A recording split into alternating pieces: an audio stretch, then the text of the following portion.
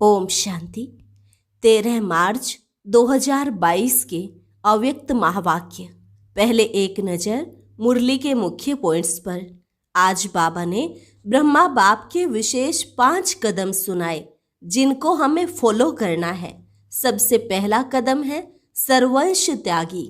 सर्वंश त्यागी अर्थात सिर्फ तन से या लौकिक संबंध से ही त्यागी नहीं, बल्कि मन बुद्धि से भी ब्रह्मा बाप ने संपूर्ण समर्पण किया।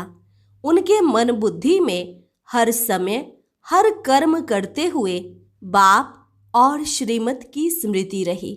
दूसरा कदम आज्ञाकारिता।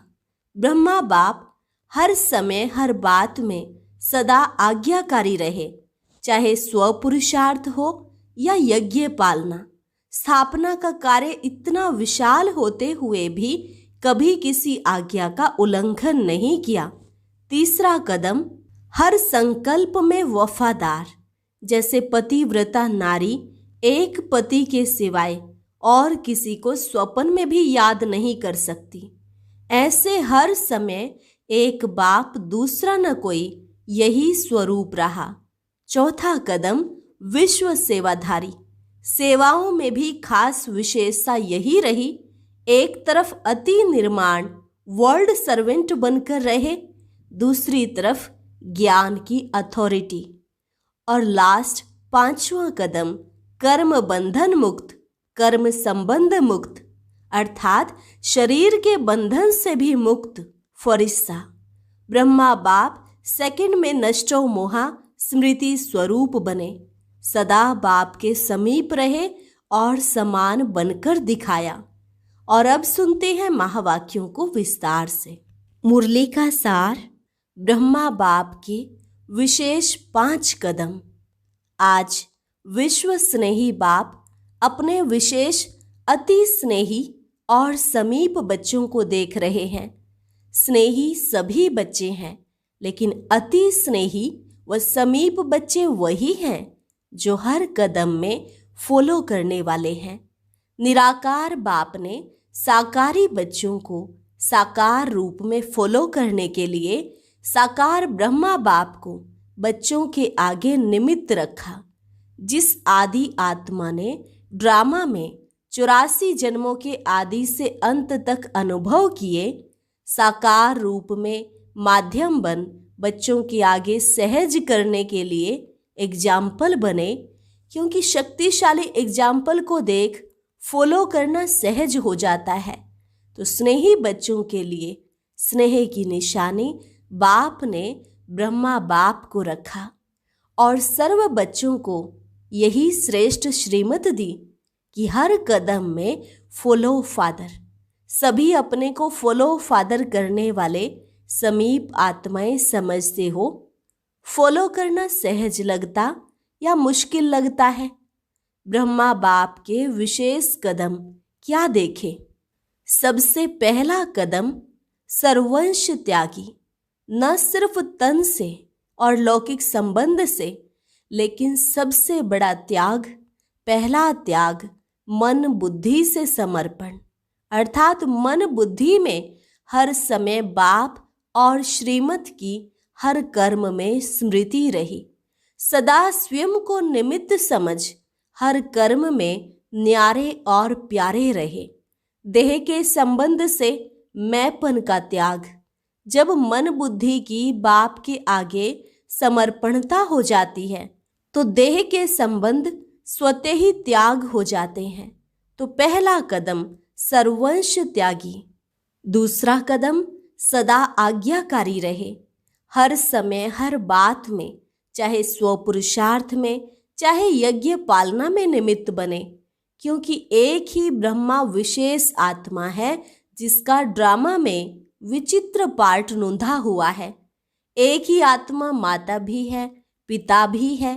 यज्ञ पालना के निमित्त होते हुए भी सदा आज्ञाकारी रहे। स्थापना का कार्य विशाल होते हुए भी किसी भी आज्ञा का उल्लंघन नहीं किया। हर समय जी हाजिर का प्रत्यक्ष स्वरूप सहज रूप में देखा। तीसरा कदम हर संकल्प में भी वफादार। जैसे पतिव्रता नारी एक पति के बिना और किसी को स्वप्न में भी याद नहीं कर सकती, ऐसे हर समय एक बाप दूसरा न कोई यह वफादारी का प्रत्यक्ष स्वरूप देखा।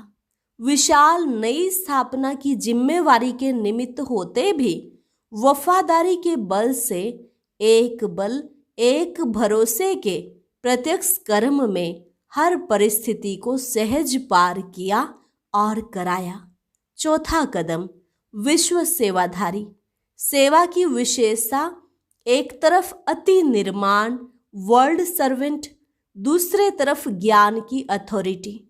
जितना ही निर्माण उतना ही बेपरवाह बादशाह। सत्यता की निर्भयता, यही सेवा की विशेषता है। कितना भी संबंधियों ने, राजनेताओं ने, धर्म नेताओं ने नए ज्ञान के कारण अपोजिशन किया, लेकिन सत्यता और निर्भयता की पोजीशन से जरा भी हिला न सके। इसको कहते हैं निर्माण और अथॉरिटी का बैलेंस। इसकी रिजल्ट आप सभी देख रहे हो। गाली देने वाले भी मन से आगे झुक रहे हैं। सेवा की सफलता का विशेष आधार निर्माण भाव, निमित्त भाव, बेहद का भाव। इसी विधि से ही सिद्धि स्वरूप बने। पांचवा कदम, कर्म बंधन मुक्त, कर्म संबंध मुक्त, अर्थात शरीर के बंधन से मुक्त। फरिस्ता अर्थात कर्मातीत। सेकंड में नष्टो मोहा स्मृति स्वरूप, समीप और समान। तो आज विशेष संक्षेप में 5 कदम सुनाए। विस्तार तो बहुत है, लेकिन सार रूप में इन 5 कदमों के ऊपर कदम उठाने वाले को ही फॉलो फादर कहा जाता है। अभी अपने से पूछो, कितने कदमों में फॉलो किया है? समर्पित हुए हो या सर्वंश सहित समर्पित हुए हो? सर्ववंश अर्थात संकल्प, स्वभाव और संस्कार, नेचर में भी बाप समान हो।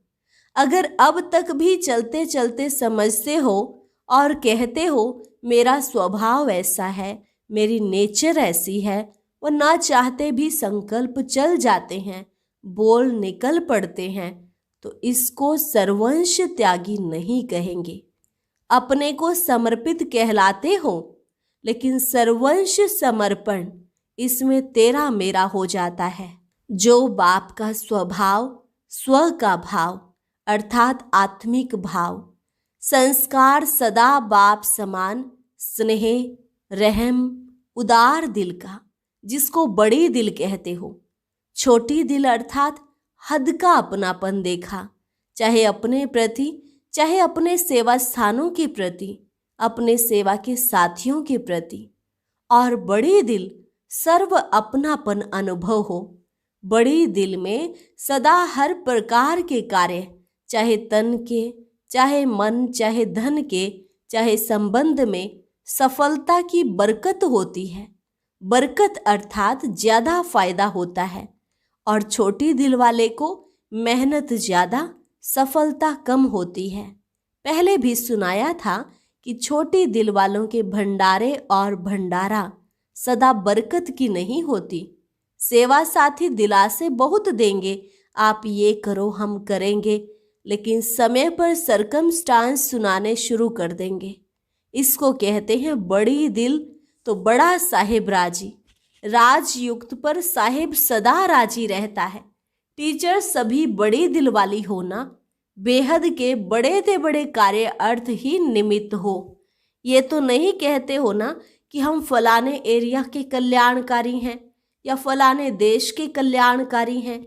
विश्व कल्याणकारी होना, इतने बड़े कार्य के लिए दिल भी बड़ी चाहिए ना। बड़ी अर्थात बेहद। वह टीचर्स कहेंगी हमको तो हदें बनाकर दी गई हैं। हदें भी क्यों बनाई है? कारण छोटी दिल। कितना भी एरिया बनाकर दें, लेकिन आप सदा बेहद का भाव रखो। दिल में हद नहीं रखो। स्थान की हद का प्रभाव दिल पर नहीं होना चाहिए। अगर दिल में हद का प्रभाव है तो बेहद का बाप हद की दिल में नहीं रह सकता। बड़ा बाबा है तो दिल बड़ी चाहिए ना। कभी ब्रह्मा बाप ने मधुबन में रहते यह संकल्प किया कि मेरा तो सिर्फ मधुबन है, बाकी पंजाब, यूपी, कर्नाटक आदि बच्चों का है। ब्रह्मा बाप से तो सबका प्यार है ना। प्यार का अर्थ है फॉलो करना। सभी टीचर्स फॉलो करने वाली हो, या मेरा सेंटर, मेरा जिज्ञासु, मेरी मदोगरी, और स्टूडेंट भी समझते मेरी टीचर यह है, फॉलो फादर, अर्थात मेरे को तेरे में समाना, हद को बेहद में समाना। अभी इस कदम पर कदम रखने की आवश्यकता है। सबके संकल्प, बोल, सेवा की विधि बेहद की अनुभव हो। कहते हो ना अभी क्या करना है इस वर्ष, तो स्व परिवर्तन के लिए हद को सर्ववंश सहित समाप्त करो। जिसको भी देखो व जो भी आपको देखे बेहद के बादशाह का नशा अनुभव हो। हद की दिल वाले बेहद के बादशाह बन नहीं सकते। ऐसे नहीं समझना कि जितने सेंटर्स खोलते व जितनी ज़्यादा सेवा करते हो इतना बड़ा राजा बनेंगे। इस पर स्वर्ग की प्राइज नहीं मिलनी है। सेवा भी हो, सेंटर्स भी हो, लेकिन हद का नाम निशान ना हो। उसको नंबरवार विश्व के राज्य का तख्त प्राप्त होगा। इसलिए अभी अभी थोड़े समय के लिए अपनी दिल खुश करके नहीं बैठना। बेहद की खुशबू वाला बाप समान और समीप अब भी है, और 21 जन्म भी ब्रह्मा बाप के समीप होगा। तो ऐसी प्राइज चाहिए या अभी की? बहुत सेंटर्स हैं, बहुत जिज्ञासु हैं। इस बहुत बहुत में नहीं जाना, बड़े दिल को अपनाओ। सुना इस वर्ष क्या करना है? इस वर्ष स्वप्न में भी किसके हद का संस्कार उत्पन्न ना हो। हिम्मत है ना? एक दो को फॉलो नहीं करना, बाप को फॉलो करना। दूसरी बात, बाप दादा ने वाणी के ऊपर भी विशेष अटेंशन दिलाया था। इस वर्ष अपने बोल के ऊपर विशेष डबल अटेंशन। सभी को बोल के लिए डायरेक्शन भेजा गया है। इस पर प्राइज मिलनी है। सच्चाई सफाई से अपना चार्ट स्वयं ही रखना। सच्चे बाप के बच्चे होना। बाप दादा सभी को डायरेक्शन देते हैं। जहाँ देखते हो सेवा स्थिति को डगमग करती है, उसे सेवा में कोई सफलता मिल नहीं सकती। सेवा भले कम करो, लेकिन स्थिति को कम नहीं करो। जो सेवा स्थिति को नीचे ले आती है, उसको सेवा कैसे कहेंगे? इसलिए बाप दादा सभी को फिर से यही कहेंगे कि सदा स्वस्थिति और सेवा, अर्थात स्व सेवा और औरों की सेवा साथ साथ सदा करो। स्व सेवा को छोड़ पर सेवा करना, इससे सफलता नहीं प्राप्त होती। हिम्मत रखो स्व सेवा और पर सेवा की। सर्वशक्तिवान बाप मददगार है, इसलिए हिम्मत से दोनों का बैलेंस रख आगे बढ़ो। कमजोर नहीं बनो। अनेक बार के निमित्त बने हुए विजयी आत्मा है। ऐसी विजयी आत्माओं के लिए कोई मुश्किल नहीं, कोई मेहनत नहीं। अटेंशन और अभ्यास, यह भी सहज और स्वतः अनुभव करेंगे। अटेंशन का भी टेंशन नहीं रखना। कोई अटेंशन को टेंशन में बदल लेते हैं। ब्राह्मण आत्माओं का निजी संस्कार अटेंशन और अभ्यास है। अच्छा, बाकी रही विश्व कल्याण के सेवा की बात, तो इस वर्ष हर एक सेवा केंद्र, जितने भी संदेश व संपर्क वाले हैं, उन्हों को निमंत्रण देकर यथाशक्ति स्नेह मिलन करो। चाहे वर्गीकरण के हिसाब से करो व मिला हुआ करो, लेकिन उन आत्माओं की तरफ विशेष अटेंशन दो। पर्सनल मिलो। सिर्फ पोस्ट भेज देते हो तो उससे भी रिजल्ट कम निकलती है।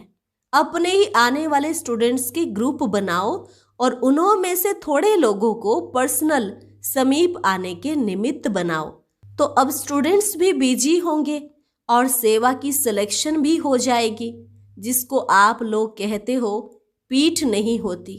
ऐसी आत्माओं को भी कोई नई बात सुनाने की चाहिए। अभी तक तो बेटर वर्ल्ड क्या होगी उसके विजन्स इकट्ठे किए हैं। अब फिर उन्हों को अपनी तरफ अटेंशन दिलाओ। उसकी विशेष टॉपिक रखो, सेल्फ प्रोग्रेस, और सेल्फ प्रोग्रेस का आधार यह नई विषय रखो। इस स्व प्रोग्रेस के लिए स्पिरिचुअल बजट बनाओ और बजट में सदैव बचत की स्कीम बनाई जाती है। तो स्पिरिचुअल बचत का खाता क्या है? समय, बोल, संकल्प और एनर्जी को वेस्ट से बेस्ट में चेंज करना होगा। सभी को अब स्व तरफ अटेंशन दिलाओ। बच्चों ने टॉपिक निकाली थी फॉर सेल्फ ट्रांसफॉर्मेशन, लेकिन इस वर्ष हर एक सेवा केंद्र को फ्रीडम है, जितनी जो कर सकते अपनी स्वोन्नति के साथ साथ पहले स्वयं के बचत की बजट बनाओ और सेवा में औरों को इस बात का अनुभव कराओ। अगर कोई बड़े प्रोग्राम्स रख सकते हो तो रखो, अगर नहीं कर सकते तो भले छोटे प्रोग्राम्स करो, लेकिन विशेष अटेंशन स्व सेवा और पर सेवा का बैलेंस व विश्व सेवा का बैलेंस हो। ऐसे नहीं कि सेवा में ऐसे बिजी हो जाओ जो स्व उन्नति का समय नहीं मिले। तो यह स्वतंत्र वर्ष है सेवा के लिए, जितना चाहो उतना करो। दोनों प्लान स्मृति में रख और भी एडिशन कर सकते हो और प्लान में रत्न जड़ सकते हो। बाप सदैव बच्चों को आगे रखता है। अच्छा, चारों ओर के सर्व फॉलो फादर करने वाली श्रेष्ठ आत्माएं, सदा डबल सेवा का बैलेंस रखने वाले बाप की ब्लेसिंग के अधिकारी आत्माओं को सदा बेहद के बादशाह, ऐसे राजयोगी, सहज योगी, स्वतः योगी, सदा अनेक बार के विजय के निश्चय और नशे में रहने वाले अति सहयोगी स्नेही बच्चों को बाप दादा का याद प्यार और नमस्ते। रूहानी बच्चों की रूहानी बाप दादा को नमस्ते नमस्ते, गुड मॉर्निंग। अव्यक्त बाप दादा से पर्सनल मुलाकात। मैं हर कल्प की पूज्य आत्मा हूँ, ऐसा अनुभव करते हो। अनेक बार पूज्य बने और फिर से पूज्य बन रहे हैं। पूज्य आत्माएं क्यों बनते हो? क्योंकि जो स्वयं स्वमान में रहते हैं उनको स्वतः ही औरों द्वारा मान मिलता है। स्वमान को जानते हो? कितना उच्च स्वमान है। कितने भी बड़े स्वमान वाले हो, लेकिन वह आपके आगे कुछ भी नहीं है, क्योंकि उनका स्वमान हद का है और आपका आत्मिक स्वमान है। आत्मा अविनाशी है तो स्वमान भी अविनाशी है। उनको है देह का मान। देह विनाशी है तो स्वमान भी विनाशी है। कभी कोई प्रेसिडेंट बना या मिनिस्टर बना, लेकिन शरीर जाएगा तो स्वमान भी जाएगा। फिर प्रेसिडेंट होंगे क्या? और आपका स्वमान क्या है? श्रेष्ठ आत्मा हो, पूज्य आत्मा हो, आत्मा की स्मृति में रहते हो, इसलिए अविनाशी स्वमान है।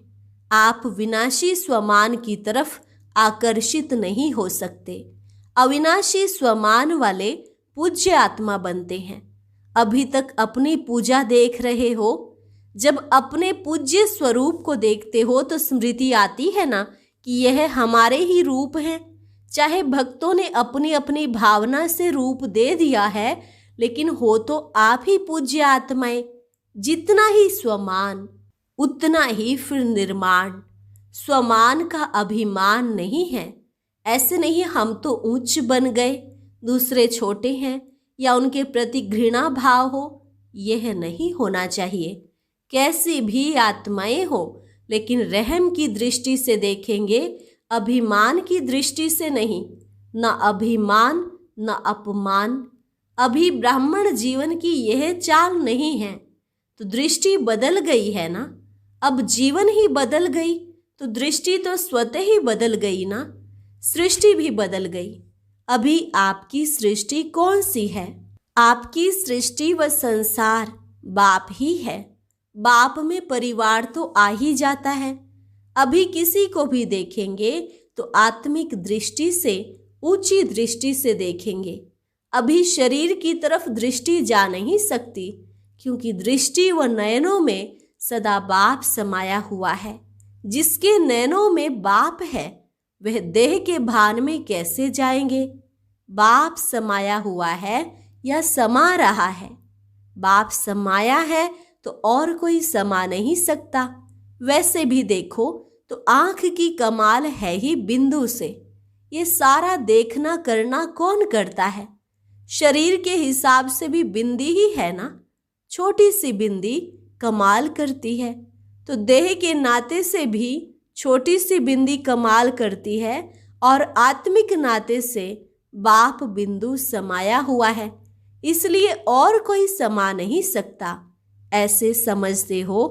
जब पूज्य आत्माएं बन गए तो पूज्य आत्माओं के नयन सदा निर्मल दिखाते हैं, अभिमान या अपमान के नयन नहीं दिखाते। कोई भी देवी व देवता के नयन निर्मल व रूहानी होंगे, तो यह नयन किसके हैं? कभी किसी के प्रति कोई संकल्प भी आए तो याद रखो कि मैं कौन हूँ। मेरे जड़ चित्र भी रूहानी नयनधारी हैं, तो मैं तो चैतन्य कैसे हूँ? लोग अभी तक भी आपकी महिमा में कहते हैं सर्वगुण संपन्न, संपूर्ण निर्विकारी। तो आप कौन हो? संपूर्ण निर्विकारी होना, अंश मात्र भी कोई विकार ना हो। सदैव यही स्मृति रखो कि मेरे भक्त मुझे इस रूप से याद कर रहे हैं। चेक करो, जड़ चित्र और चैतन्य चरित्र में अंतर तो नहीं है। चरित्र से चित्र बने हैं, संगम पर प्रैक्टिकल चरित्र दिखाया है, तब चित्र बने हैं। अच्छा, वरदान सर्व शक्तियों की संपन्नता द्वारा विश्व के विघ्नों को समाप्त करने वाले विघ्न विनाशक भव। सर्व शक्तियों की संपन्नता द्वारा विश्व के विघ्नों को समाप्त करने वाले विघ्न विनाशक भव। जो सर्व शक्तियों से संपन्न है वही विघ्न विनाशक बन सकता है। विघ्न विनाशक के आगे कोई भी विघ्न आ नहीं सकता। लेकिन यदि कोई भी शक्ति की कमी होगी तो विघ्न विनाशक बन नहीं सकते। इसलिए चेक करो कि सर्व शक्तियों का स्टॉक भरपूर है। इसी स्मृति व नशे में रहो कि सर्व शक्तियाँ मेरा वर्षा है, मैं मास्टर सर्वशक्तिवान हूँ, तो कोई विघ्न ठहर नहीं सकता। स्लोगन: जो सदा शुभ संकल्पों की रचना करते हैं वही डबल लाइट रहते हैं। जो सदा शुभ संकल्पों की रचना करते हैं वही डबल लाइट रहते हैं। अच्छा, और अब सुनते हैं आज का अव्यक्त ज्ञान मोती। ये एक बहुत संस्कारितापूर्ण वीडियो है, जरूर देखें, कोई भी मिस ना करे।